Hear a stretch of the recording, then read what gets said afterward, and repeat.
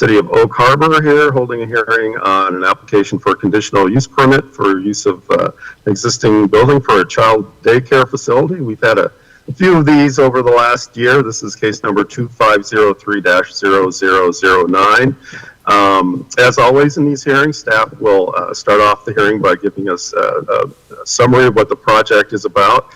Once they're finished, we'll move on to applicant comments, presumably to speak in favor of their application, and that's not required. If the applicants don't want to say anything, that's fine too. Just that's their choice.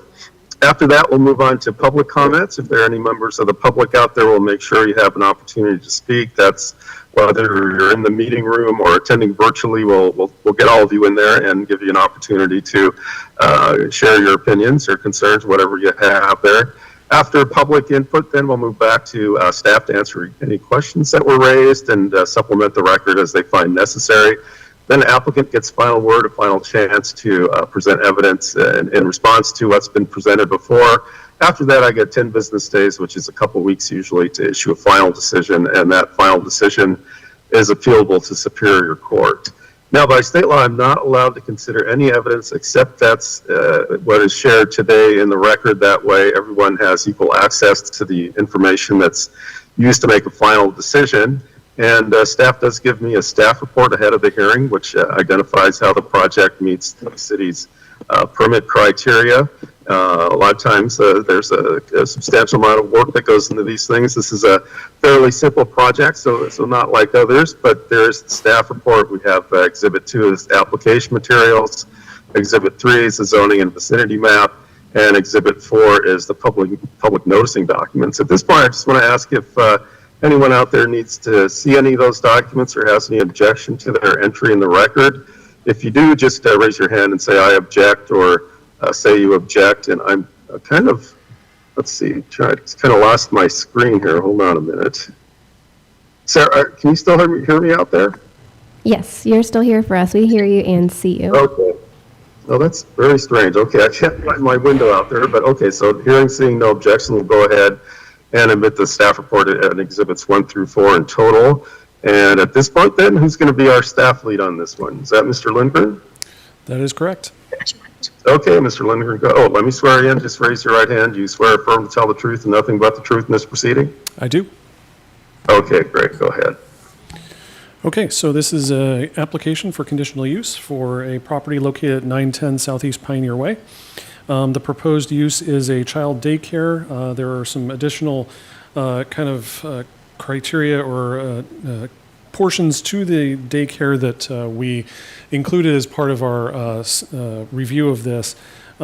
Typically, a daycare type facility would kind of struggle to meet our active facade criteria for businesses that are located on the street frontage of Pioneer Way.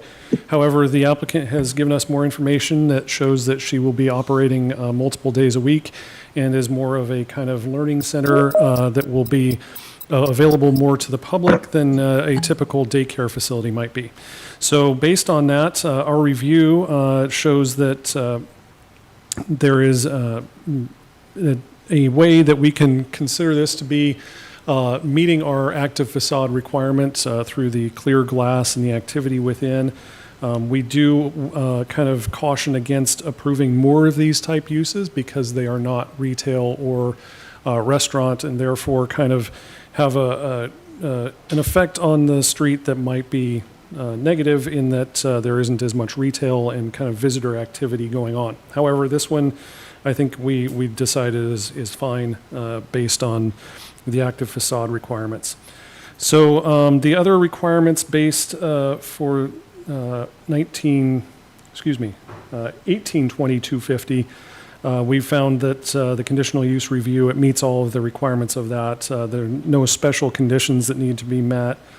It does not have a significant adverse environmental impact or light, glare, or anything like that on neighboring properties. Is provided with adequate parking. In the situation that we have here, parking is not required for commercial uses in the central business district area. We apply that same thought process to this particular business. There is adequate street parking, significant street parking located nearby. and the ability of folks who are dropping off to utilize other businesses as well. So we're not concerned about parking for that situation. It is also served with public streets, public utilities, and facilities. That will not be an issue. And it otherwise meets the purpose of the district, which is to preserve and enhance the unique harbor location of the city's heritage with the character of a traditional center of social, cultural, and retail activity. The active facade provision that I mentioned is kind of outlined in your staff report there. And like I said, we feel that the application does meet that standard. And it does meet the goals of the comprehensive plan as well by promoting a healthy mix of uses and encouraging land use patterns that promote health and safety. So based on that, the result of a conditional use approval, the applicant can move forward with any building permits or interior design things that they need to complete, and then make sure that they meet all of the state standards and requirements. As you probably remember from a previous daycare facility, we had changed our code to allow for the total number of students to be based on the state requirements for square footage, not the city requirements. So that streamlines the process a little bit, and it allows them to go through that process and get the approval from the state as well. So based on that, we recommend approval. And if you have any questions, I am available to answer those. Okay, just a couple quick ones.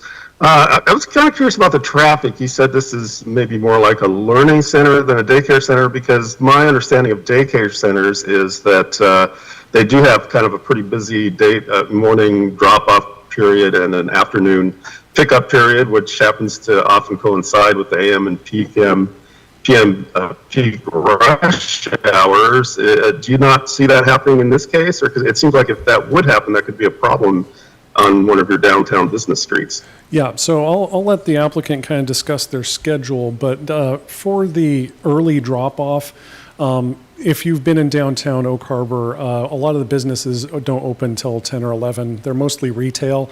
So drop-off for a daycare, we're not concerned about. Evening time, I don't think it's going to be an issue either. That's rarely a situation where there's not parking available. There's many parking facilities available in the area. On the street, there's a public parking lot adjacent to the block, just around the corner, essentially. So we don't see that being a problem. To be perfectly honest, the lack of parking in a downtown area is kind of be expected and a sign of a healthy business district.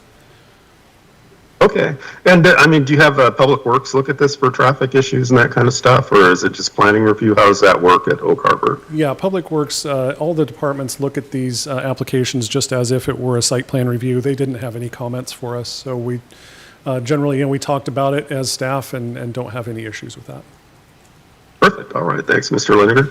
All right. Well, let's move on to applicants. Like I said, not required. If you want to add something, that'd be great. And yeah, maybe I'll clarify a little bit on the traffic issue in the morning. Well, I guess it's more of an afternoon issue, it sounds like, for Oak Harbor. So.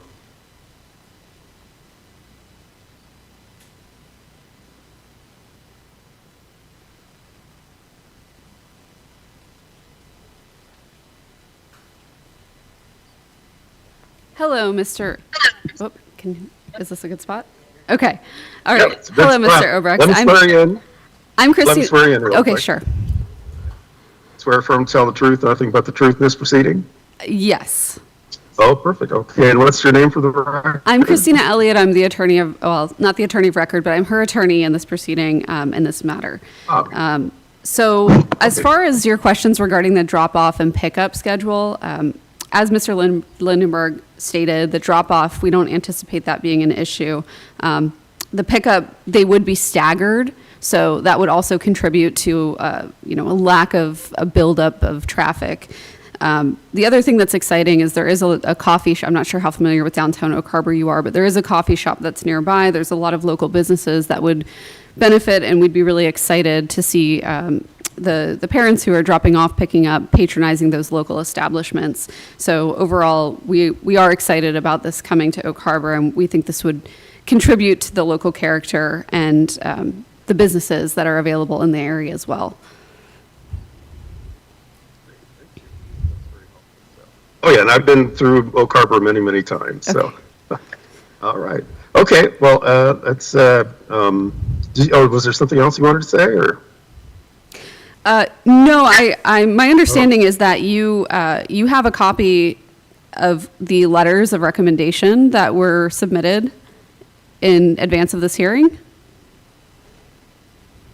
I don't think Mr. Lindgren, did you send that to me? Like I said, I had the staff report and the exhibits that were attached to it. I don't recall any letters of recommendation. Yes, there were letters of support is what I Well, we can certainly put that in the Sorry. record, that's not a problem. But yes, I just don't recall getting that. Sorry, it is in Exhibit 2, towards the end of the Exhibit 2 packet, or the information in Exhibit 2. If you scroll past the floor plans and the photographs of the front of the building, there are several letters of support that were attached to that. So you have an Exhibit 2. If you got Exhibit 2, you should have that information. Oh, okay, yeah, I'm sorry, I didn't see that in the application materials, all right. Sorry, yeah, that's usually kind of a separate item as public comment, but okay, that makes sense. I'll certainly take a look at that then, yeah. Okay, all right, is there, at this point, just ask, is there anyone in the meeting room that wants to say anything on this one? Yes, Any other takers? I believe there is further comment. Okay, great, yeah. All right, and Mr. Linker, do you have a sign-in sheet? You can call them up in order, maybe starters? Okay, we just have one, so I will let her come up and speak. Okay, all right, and yeah, anyone who speaks just need to get your name first, and then I'll swear you in and go ahead and make your comments. So, ma'am, what's your name for the record? My name is Amina Kazi. Okay, Ms. Kazi, let me swear you in. Just raise your right hand. Do you swear affirm to tell the truth, nothing but the truth in this proceeding? I do. Okay, great, go ahead. So I own Wild Aphelias. It's a boutique downtown. I'm also on the board of directors for the Main Street Association downtown. I'm here in support of Carmen and opening up her preschool. I've seen firsthand how dedicated she is to providing something meaningful for our community, and I truly believe that she'll be a positive force downtown with us, not only for our youth, but also on behalf of small businesses like myself. I wholeheartedly support her vision. Thank you. Thank you, Kazi. All right, anyone else in the meeting room, just raise your hand. We'll get you up on the podium. Otherwise, we'll move on to the virtual ones. No other takers? Okay, so I know we have at least one person that wanted to speak virtually. So, Ms. Lindgren, maybe you can bring them up and we'll get them in.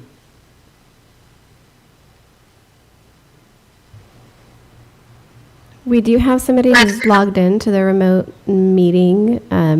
Miss Maria, if you would like to unmute your mic, if you're having trouble, I'll try to do that for you. Nope. Hi there. Oh, I Can you hear me? Yes. Excellent. And I didn't quite hear your name. What was your name, ma'am, for the record?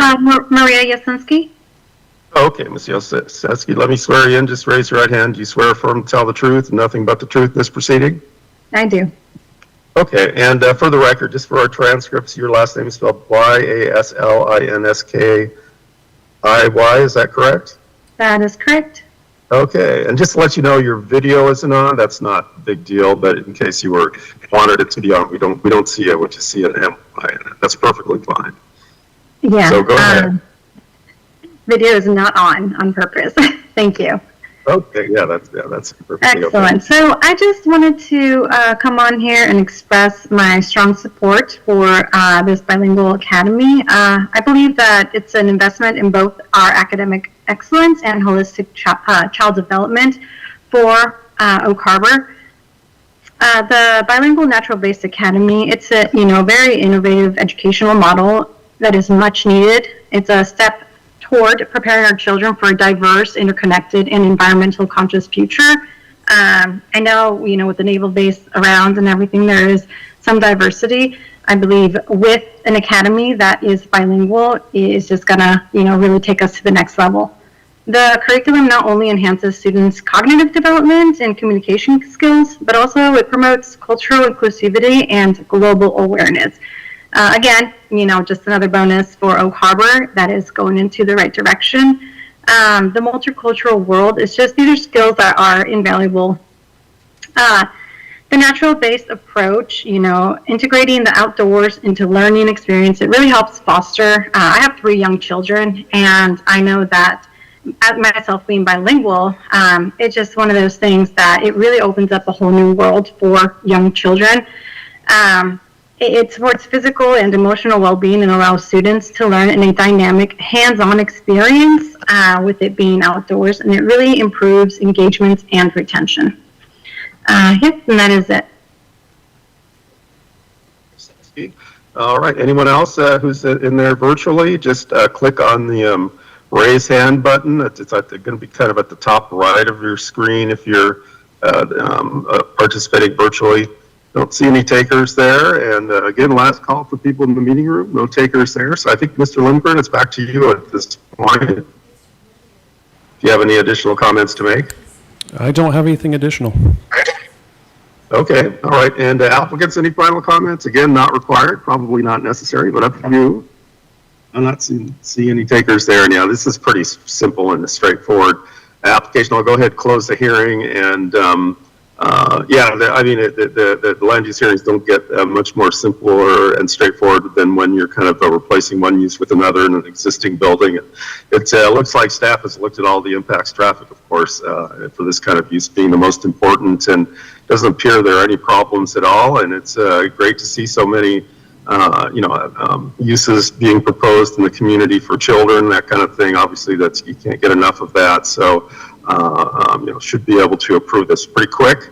We'll get that approval out in the next couple of weeks. I thank you all for coming out this beautiful afternoon and spending some of your time on this and supporting this project. Looks like a good one to move forward. So look forward to writing that decision and